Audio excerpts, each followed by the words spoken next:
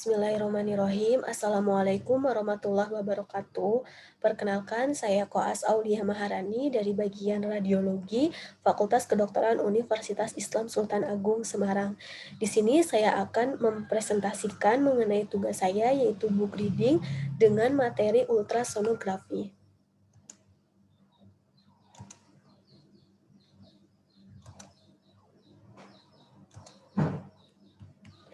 Ultrasonografi merupakan sebuah pencitraan diagnostik yang menggunakan probe atau transducer, di mana probe atau transducer ini akan menghasilkan gelombang suara atau gelombang akustik dengan frekuensi yang tinggi, ratusan kali lebih besar daripada yang dapat didengar oleh manusia.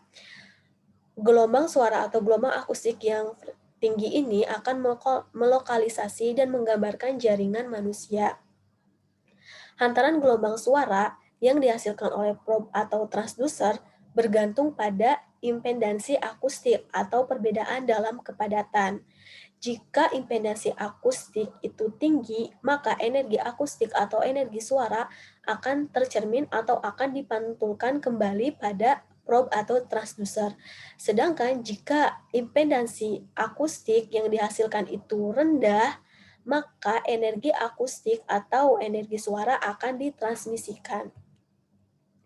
Ini untuk beberapa contoh dari probes pada permukaan kulit. Gambar yang pertama yaitu diagram probes pada permukaan kulit, yaitu pada tulang. Pada tulang, impedansi akustik tinggi, sehingga gelombang suara atau gelombang akustik akan dipantulkan kembali pada transducer atau pada probes. Sedangkan pada jaringan hati, impedansi akustiknya itu lebih rendah atau lebih kecil daripada pada tulang, sehingga gelombang suara ataupun gelombang akustik akan diserap, beberapa akan diserap dan juga beberapa akan ditransmisikan. Nah, selanjutnya untuk pada kista yang berisi cairan memiliki impedansi akustik yang rendah, sehingga gelombang suara atau gelombang akustik akan ditransmisikan. Selanjutnya untuk ekogenesitas. Ekogenesitas yaitu kegelapan atau kecerahan. Ekogenesitas ditentukan oleh jumlah gelombang suara yang ditransmisikan atau dipantulkan oleh jaringan. Jika gelombang suara atau gelombang akustik itu lebih banyak yang dipantulkan, maka gambaran radiologinya itu lebih cerah atau lebih putih, yang kita sebut dengan ekogenik atau hiperekoik. Sebaiknya, jika lebih banyak gema atau lebih banyak gelombang suara yang ditransmisikan, maka gambaran radiologinya akan menjadi lebih gelap atau yang kita sebut sonolusen maupun hipoekoik. Jaringan yang mentransmisikan semua gema atau semua gelombang suara akan menunjukkan gambaran yang hitam atau gambaran anekoik. Ini untuk gambaran umum pada berbagai jenis jaringan. Untuk cairan, gambaran radiologinya akan menunjukkan hipoekoik ataupun anekoik, di mana hipoekoik maupun anekoik ini tergantung dari jenis cairan itu sendiri. Apakah cairan itu simpel maupun kompleks. Jika kompleks, biasanya berisi debris, pus ataupun darah. Pada jaringan yang berisi cairan ini juga akan menyebabkan peningkatan dari akustik posterior, yaitu pada bagian dalam dari struktur cairan ini. Contohnya seperti kista, abses, gallbladder, urinary kandung kemih, spinal fluid, dan juga pembuluh darah dalam pembuluh darah. Selanjutnya untuk kalsium akan memperlihatkan gambaran hiperekoik, di mana untuk struktur yang lebih dalam dari kalsiumnya ini akan menyebabkan fenomena posterior acoustic shadow. Nah, contohnya seperti batu batu pada ginjal, terus tulang, kalsifikasi di jaringan di soft tissue, dan untuk udara ini akan menunjukkan gambaran hyperechoic yang juga bisa menyebabkan dari posterior acoustic shadow tadi. Contohnya seperti intraperitoneal air, necrotizing enterocolitis, dan sebagainya. Untuk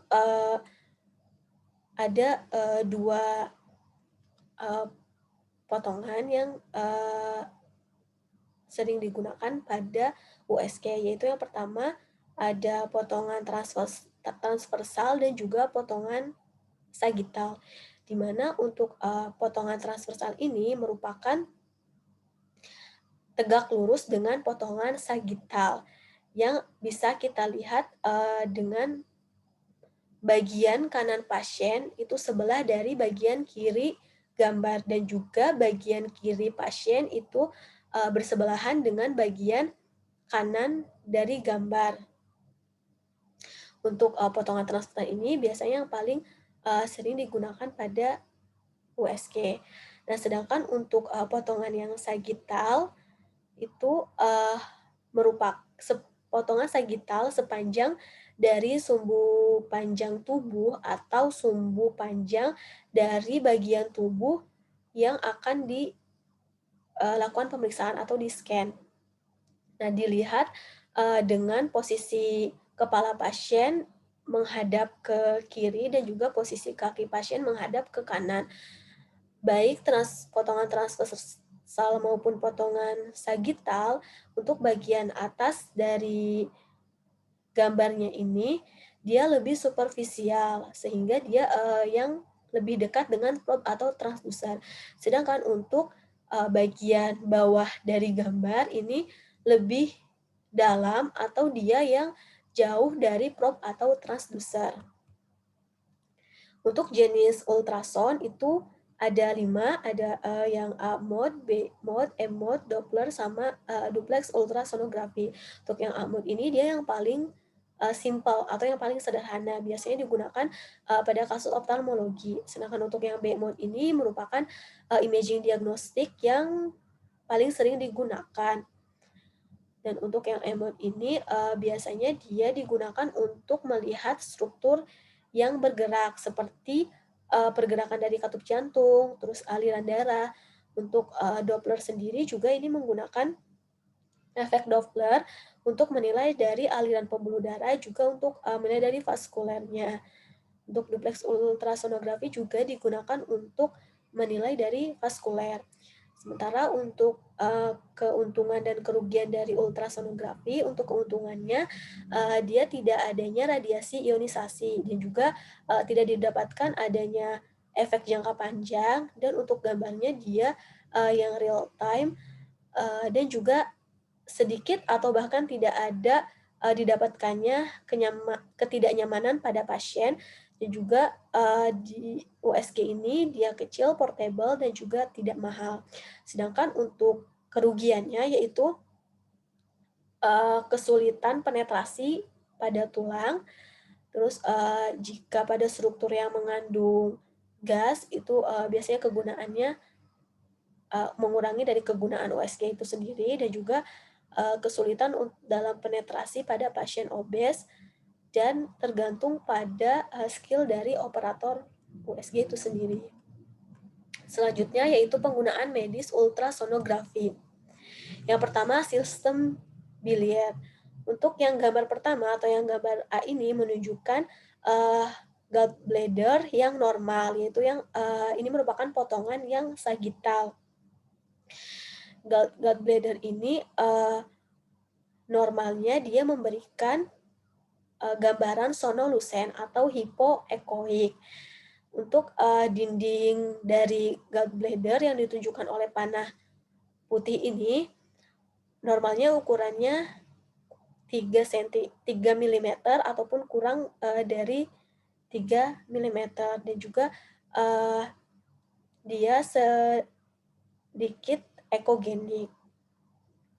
Selain itu, untuk gambar yang sebelah kanan ini, dia merupakan batu pada gallbladder dengan adanya gambaran akustik shadow yang ditunjukkan oleh panah putih. Jadi di sini didapatkan adanya batu gallbladder yang multiple yang memberikan gambaran ekogenik. Gambaran akustik shadow ini dihasilkan oleh karena pada batu empedu, gelombang suara atau gelombang akustik itu lebih banyak yang dipantulkan, sehingga tidak cukup gelombang suara untuk ditransmisikan untuk mengetahui atau menilai lebih dalam dari struktur batu tersebut, sehingga menghasilkan gambaran atau fenomena dari akustik shadow ini. Selanjutnya yaitu untuk gambar yang A, ini merupakan gambar dari kolesistisis akut. Keduanya merupakan gambar dari kolesistisis akut, di mana ciri khas gambaran radiologi pada kolesistisis akut yang pertama adanya penebalan dinding kandung empedu. Di sini bisa dilihat pada panah putih ini terlihat adanya penebalan dari dinding kandung empedu yaitu lebih dari 3 mm. Dan selanjutnya untuk ciri khas yang kedua yaitu adanya cairan perikolisistisis. Jadi untuk cairan perikolisistisis itu ditunjukkan oleh panah putih putus-putus ini. Nah, selain itu juga adanya tanda multisonografi positif, yaitu nyeri yang ditimbulkan pada kompresi kandung empedu dengan USG probe. Selanjutnya ini adalah gambaran dari slash atau lumpur pada gallbladder. Yang ditunjuk oleh panah putih itu merupakan gambaran dari lumpurnya itu sendiri oleh karena stasis biliar. Nah, biasanya gambarannya itu ekogenik. Dan berbeda dengan pada batu gallbladder atau kandung empedu, pada lumpur kandung empedu ini tidak didapatkan adanya akustik shadow posterior. Selanjutnya yaitu saluran empedu. Untuk yang gambar A ini merupakan ilustrasi potongan sagital dari normal hubungan antara struktur-struktur di porta hepatis. Sedangkan untuk yang gambar B merupakan potongan sagital dari kuadran kanan atas yang menunjukkan adanya common bile duct, vena porta, inferior vena cava, ini ada pankreas, dan yang ditunjuk oleh panah putih ini merupakan arteri hepatik, di mana vena porta ini dia tuh terletak di posterior dari common bile duct, dan juga untuk inferior vena cava dia terletak di posterior dari vena porta. Selain itu untuk pankreas itu sendiri dia terletak di anterior dari common bile duct. Selanjutnya yaitu ini gambaran dari dilatasi atau pelebaran ductus intrahepatik, sedangkan untuk gambar B merupakan pelebaran dari ductus yang ekstrahepatik. Jadi untuk normalnya ductus intrahepatik itu dia tidak terlihat pada USG, namun karena terjadinya dilatasi yang salah satunya bisa diakibatkan oleh obstruksi dari karsinoma pankreas itu jadi lebih terlihat pada gambaran USG. Sedangkan untuk yang gambar B itu merupakan dilatasi dari common bile duct yang ditunjukkan oleh panah putih ini. Nah, selanjutnya yaitu saluran kemih, yang pertama yaitu ginjal. Untuk yang gambar A, ini merupakan gambar ultra USG dari ginjal kanan yang normal, potongan longitudinal. Nah, yang ditunjukkan oleh huruf S merupakan sinus dari ginjal, di mana sinus ginjal ini dia tempat dari pelvis dan juga cabang utama dari arteri dan vena ginjal. Nah, karena sinus ginjal ini dia mengandung lemak sehingga gambaran pada radiologinya dia ekogenik. Nah, pada keadaan normal pada USG untuk pelvis ginjal itu sendiri dia tidak terlihat. Dan untuk parenkim ginjal ini yang ditunjuk oleh panah putih, dia memiliki ekogenesitas yang lebih rendah dibandingkan dengan hati yang ditunjuk oleh huruf L ini, dan maupun pada limpa. Dan untuk gambar yang di sebelahnya ini merupakan keadaan pada hidronefrosis, yaitu gambaran USG hidronefrosis pada potongan sagital ginjal kanan. Untuk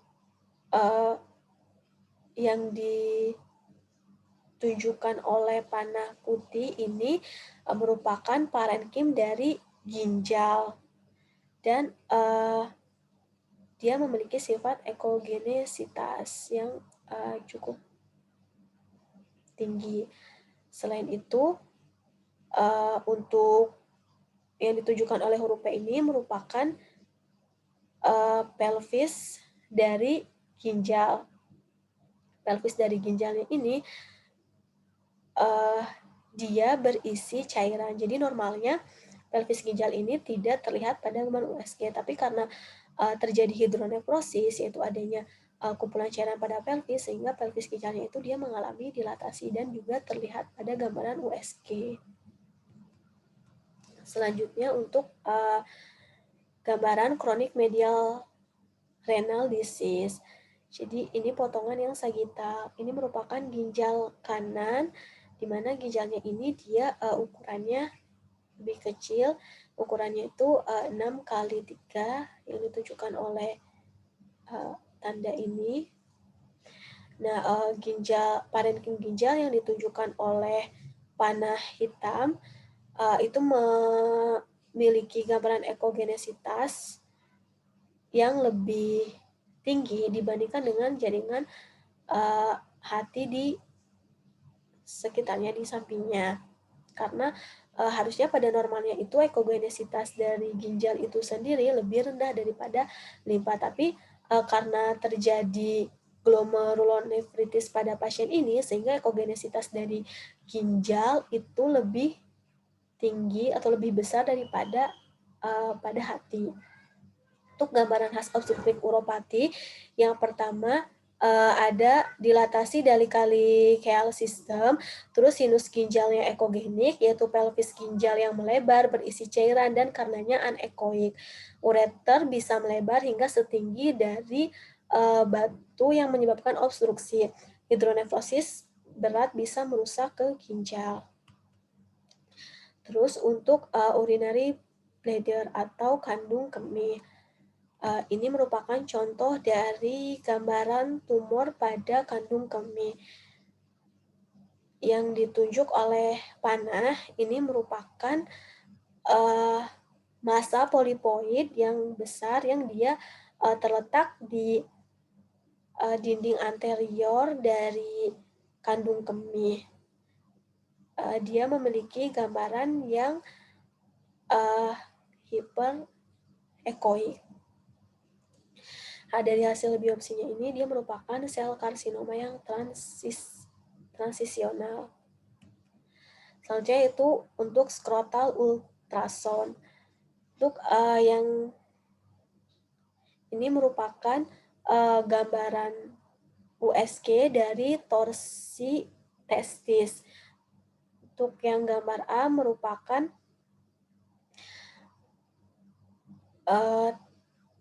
testis kanan yang ditunjukkan oleh panah hitam dan menunjukkan adanya aliran yang normal. Yang ditunjukkan oleh panah putih ini menunjukkan aliran darah normal pada testis yang kanan. Dan sedangkan untuk gambar B ini merupakan keadaan pada torsio testis, di mana testisnya ini dia mengalami pembesaran dan tidak menunjukkan adanya aliran darah. Tidak didapatkannya aliran darah oleh karena pembuluh darah yang menuju ke testis itu tersumbat oleh karena torsio testis itu sendiri. Selanjutnya yaitu aneurisma aorta. Nah, untuk ini yang ditunjukkan oleh huruf AO ini merupakan aorta abdominal. Di mana aorta abdominalnya ini dia mengalami dilatasi ukurannya sampai 4,9 cm. Ini jarak antara panah putih putus-putus, di antara panah putus-putus ini jaraknya 4,9 cm. Nah, selain itu juga didapatkan adanya trombus yang hipoekoik. Trombus yang hipoekoik ini ditunjukkan oleh panah putih dan juga panah hitam. Untuk aneurisma yang diameternya 4-5 cm akan meningkatkan terjadinya ruptur aneurisma sampai 25%. Selanjutnya yaitu organ pelvik wanita. Yang pertama yaitu uterus yang normal. Ini merupakan uterus normal potongan longitudinal pada gambar A dan juga potongan transversal pada gambar B. Untuk yang gambar A, uterus potongan longitudinal, ini yang panah hitam ini dia menunjukkan lapisan dari endometrium. Nah, untuk sedangkan untuk yang panah putih ini dia ini menunjukkan keseluruhan dari uterusnya itu sendiri. Ini untuk gambaran uterus yang normal. Sedangkan untuk potongan yang transversal menunjukkan adanya gambaran uterus yang berbentuk bulat atau bundar yang ditunjukkan oleh panah putih ini. Untuk gambaran uterusnya. Dan untuk di bagian tengah yang ditunjukkan oleh panah putih putus-putus ini menunjukkan adanya kolapse dari rongga uterus di sentral yang dia tuh divisualisasi oleh garis tipis yang ekogenik. Selanjutnya yaitu fibroids dan adenomyosis. Untuk fibroid yang gambar yang ini merupakan leiomyoma uterus atau fibroid potongan sagital, di mana massa hipoekoik itu ditunjukkan oleh panah putih. Nah, sedangkan untuk panah putih putus-putus ini dia menunjukkan adanya akustik shadow karena dari gambaran radiologi adanya massa pada uterus. Selanjutnya yaitu adenomyosis. Adenomyosis pada uterus ini untuk yang gambaran untuk panah putih putus-putus ini menunjukkan adanya kista pada myometrium. Sedangkan untuk gambaran panah putih ini menunjukkan adanya penebalan dari dinding myometrium. Selain itu kita juga bisa menemukan karakteristik adenomyosis, yaitu gambaran bentuk dari uterus yang globular, terus juga ekotekstur dari myometriumnya tuh dia heterogen, dan juga adanya penebalan dari dinding uterus yang asimetrik. Selanjutnya yaitu gambaran USG ovarium. Untuk gambar yang pertama yaitu merupakan gambaran normal dari ovarium kanan potongan sagital, di mana ini merupakan gambaran USG pada wanita yang premenopause. Nah, untuk ukuran dari ovariumnya ini, dia 2 kali 3 kali 4 cm yang ditunjukkan oleh panah putih. Selain itu juga didapatkan adanya folikel dari ovarium, folikel kista ovarium yang ditunjukkan oleh huruf C. Selanjutnya untuk gambar selanjutnya yaitu yang kista ovarium potongan sagital, di mana huruf C ini menunjukkan adanya kista ovarium dengan gambaran yang anekoik. Dan untuk dindingnya sendiri ini mengalami penebalan. Selanjutnya untuk gambaran USG pada ruptur dari folikel ovarium. Jadi untuk yang gambar A ini untuk normalnya itu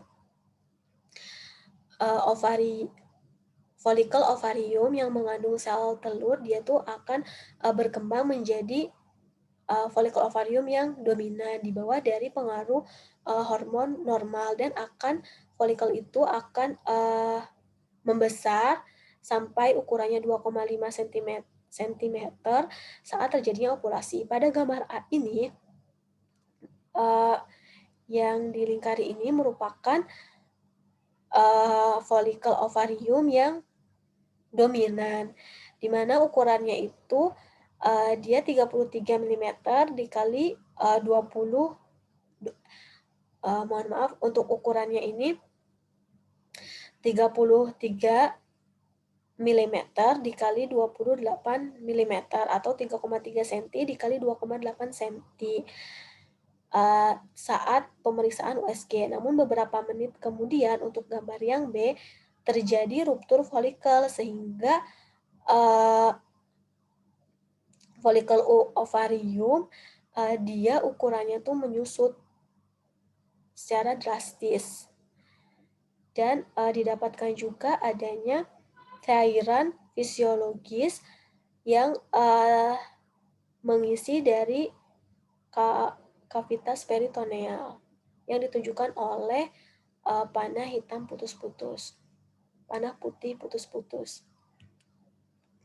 Selanjutnya yaitu kista ovarium yang hemoragik. Untuk tanda panah putih ini dia menunjukkan adanya kista yang berisi cairan darah. Selanjutnya yaitu untuk yang kista dermoid ovarium yang ditunjuk oleh panah putih ini merupakan kista atau massa yang ekogenik. Dan untuk yang panah putih putus-putus ini menggambarkan adanya acoustic shadow. Dan selanjutnya untuk polycystic ovarium disease. Polycystic ovarium disease merupakan kelainan dari gangguan endokrin di mana banyak folikel ovarium yang membesar. Karena normalnya hanya satu folikel ovarium yang berkembang menjadi folikel ovarium yang dominan dan akan mengalami ovulasi. Nah, untuk tanda panah putih ini dia menunjukkan adanya folikel ovarium yang membesar. Jadi ada folikel ovarium yang membesar yang berkembang menjadi yang dominan itu beberapa atau multiple. Sedangkan untuk yang ditunjukkan oleh huruf C ini dia merupakan kista perifer. Sedangkan untuk yang selanjutnya yaitu endometrioma.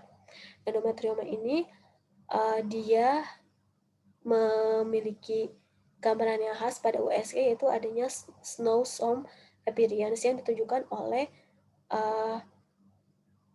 panah putih. Selanjutnya yaitu torsi ovarium.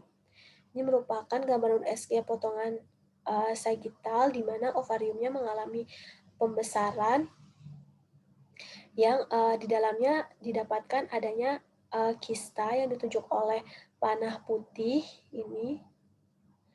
Dan juga untuk tanda bintang ini menunjukkan adanya sentral stroma yang ekogenik. Selanjutnya yaitu pelvic inflammatory disease. Pelvic inflammatory disease ini dengan potongan yang longitudinal dan potongan yang transversal. Untuk yang gambar A merupakan didapatkan adanya dilatasi dari tuba Fallopi, yang ini dilatasi tuba Fallopi dan juga didapatkan adanya cairan pada tuba Fallopi, yaitu adanya pus dan juga debris. Ini pus dan juga debris. Selain itu untuk yang gambar B, karena adanya inflamasi yang progresif sehingga terjadi fusi dari tuba Fallopi. Jadi fusi-fusi tuba Fallopi ini dia mengalami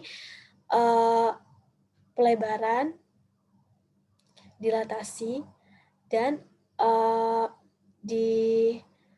pada ovarium yang di sebelahnya ini dia akan memproduksi dari tubuh ovarian kompleks.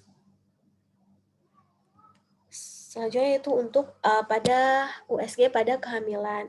Ini merupakan gambaran USG pada kehamilan intrauterin yang awal. Untuk gambaran yang ditunjuk oleh panah putih ini merupakan embrio yang ada pada kantung gestasional. Ya, kantung gestasionalnya itu yang ditunjukkan oleh panah hitam. Ini kantung gestasional yang terdapat embrio. Nah, dengan pengukuran yang disebut Crown-Ramling yang di antara panah putih ini, jadi diperkirakan usia kehamilannya itu 9 minggu. Umur kehamilan pada sonografi itu ditentukan atau dihitung dari HPHT hari pertama haid terakhir. Selanjutnya yaitu ectopic pregnancy. Untuk yang gambar A itu merupakan endometrial yang normal yang ditunjukkan oleh panah hitam ini merupakan lapisan endometrial, di mana pada gambar A ini tidak didapatkan adanya kehamilan. Sedangkan untuk pada gambar B ini merupakan dua pasien yang sama. Nah, didapatkan adanya masa adneksa. Masa adneksa ini yang ditunjuk oleh panah putih ini masa adneksa, di mana masa adneksanya ini dia mengandung embrio yang ditunjuk oleh huruf E. Nah, selain itu juga didapatkan adanya cairan pada kuldesak yang ditunjukkan oleh huruf C ini sendiri. Nah, sehingga gambaran USG ini menunjukkan adanya embrio di luar dari uterus yang kemungkinan diagnosisnya adalah kehamilan ektopik. Selanjutnya yaitu molar pregnancy. Ini merupakan gambaran USG molar pregnancy potongan sagittal. Di sini didapatkan adanya kista hidropik yang multiple, yang ini, dan juga didapatkan adanya penebalan dari endometrium yang ditunjukkan oleh panah putih. Selanjutnya yaitu apendisitis. Di sini merupakan gambaran USG pada akut apendisitis potongan longitudinal. Di sini didapatkan adanya struktur tubular yang ditunjukkan oleh panah putih. Ini struktur tubular dari appendix dengan penebalan dan dilatasi dari lumennya itu sendiri oleh karena inflamasi pada appendixnya. Selain itu juga didapatkan adanya appendikolit yang ditunjukkan oleh panah putih putus-putus. Selanjutnya yaitu asites. Nah, di sini untuk gambaran USG pada asites didapatkan adanya cairan, yaitu cairan antara hati, liver, dengan diafragma. Antara dan liver diafragma ini untuk cairan asitesnya itu sendiri dia memiliki gambaran yang anekoik.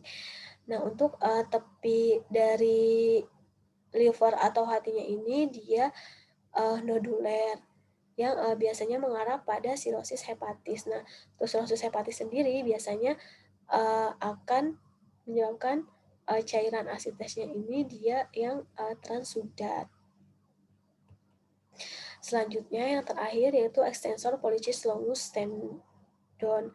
Ini untuk gambar USG dari extensor pollicis longus tendon.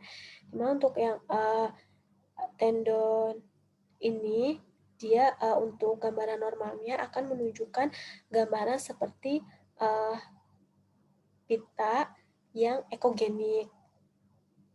Nah, selain itu juga untuk tanda panah yang melengkung ini menunjukkan adanya cairan yang anekoik, di mana cairan ini terjadi oleh karena tenosinovitis atau adanya peradangan pada si cairan tendonnya ini. Terima kasih, presentasinya telah selesai. Wassalamualaikum warahmatullahi wabarakatuh.